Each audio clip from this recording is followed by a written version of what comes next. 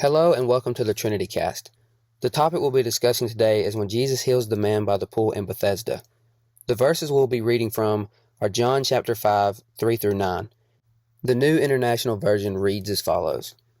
Here a great number of disabled people used to lie, the blind, the lame, the paralyzed.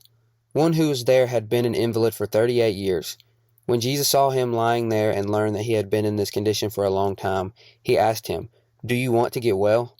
"Sir," the invalid replied, "I have no one to help me into the pool when the water is stirred. While I'm trying to get in, someone else goes down ahead of me." Then Jesus said to him, "Get up, pick up your mat and walk." At once the man was cured. He picked up his mat and walked. My question after reading this passage is, what about this man's response prompted Jesus to heal him?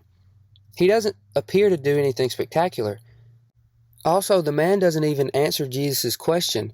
Jesus asked the man, "Do you want to get well?"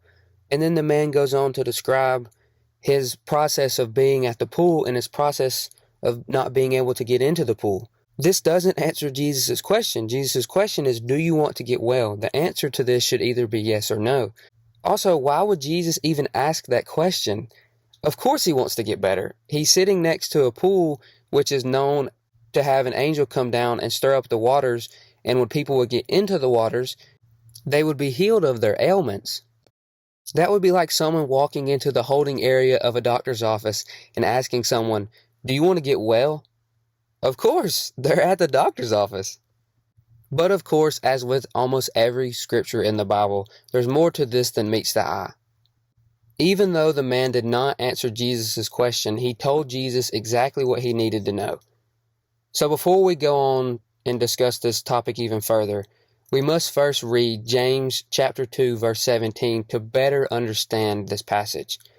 James chapter 2 verse 17 reads, "In the same way, faith by itself, if it is not accompanied by action, is dead." The man's response in verse 7 shows that he had action. It shows that he was trying to better himself. The man even specifically states, "While I am trying." Also, scholars believe the pool was a type of Jewish purification bath, known as mikveh. When Jesus saw the man by the pool, he knew the man had faith. However, his response to Jesus' question also showed that he had action. Since this man had faith and action, Jesus was able to perform a miracle in his life.